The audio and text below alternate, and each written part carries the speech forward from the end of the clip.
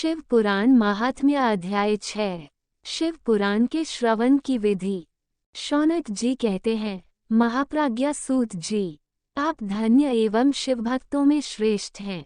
हम पर कृपा कर हमें कल्याणमय शिव पुराण के श्रवण की विधि बताए, जिससे सभी श्रोताओं को संपूर्ण उत्तम फल की प्राप्ति हो। सूत जी ने कहा, मुने शौनक, तुम्हें संपूर्ण फल की प्राप्ति के लिए मैं शिव पुराण की विधि सविस्तार बताता हूँ। सर्वप्रथम किसी ज्योतिषी को बुलाकर दान से संतुष्ट कर उससे कथा का शुभ मुहूर्त निकलवाना चाहिए और उसकी सूचना का संदेश सभी लोगों तक पहुँचाना चाहिए कि हमारे यहाँ शिव पुराण की कथा होने वाली है। अपने कल्याण की इच्छा रखने वालों को इसे सुनने अवश्य पधारना चाहिए। देश देश में जो भी भगवान शिव के भक्त हों तथा शिव कथा के कीर्तन और श्रवण के उत्सुक हों, उन सभी को आदरपूर्वक बुलाना चाहिए और उनका आदर सत्कार करना चाहिए। शिव पुराण सुनने के लिए मंदिर, तीर्थ, वन प्रांत अथवा घर में ही उत्तम स्थान का निर्माण करना चाहिए। केले के खंभों से सुशोभित कथा मंडप तैयार कराएं। उसे सब और फल पुष्प, सुंदर चंदोवे से अलंकृत करना चाहिए।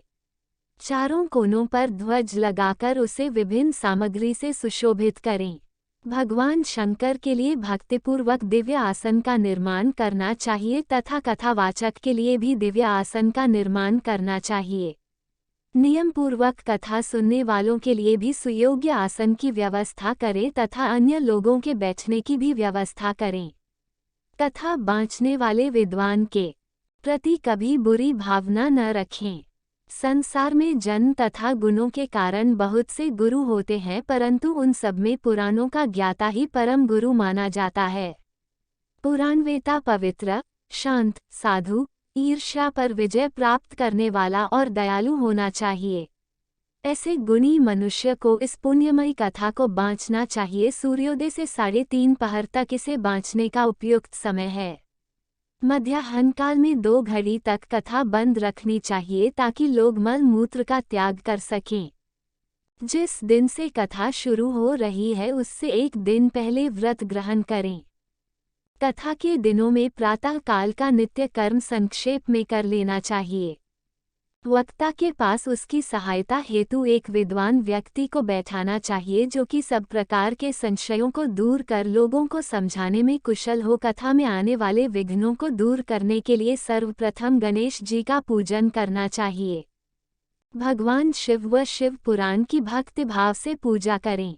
तत्पश्चात श्रोता तन मन से शुद्ध होकर आदरपूर्वक शिव पुराण की कथा सुनें। जो वक्ता और श्रोता अनेक प्रकार के कर्मों से भटक रहे हों, काम आदि 6 विकारों से युक्त हों, वे पुण्य के भागी नहीं हो सकते। जो मनुष्य अपनी सभी चिंताओं को भूलकर कथा में मन लगाते हैं, उन शुद्ध बुद्धि मनुष्यों को उत्तम फल की प्राप्ति होती है। यदि आपको ये स्टोरी पसंद आई हो तो वीडियो को लाइक करें, शेयर करें और चैनल को सब्सक्राइब करना ना भूलें। धन्यवाद।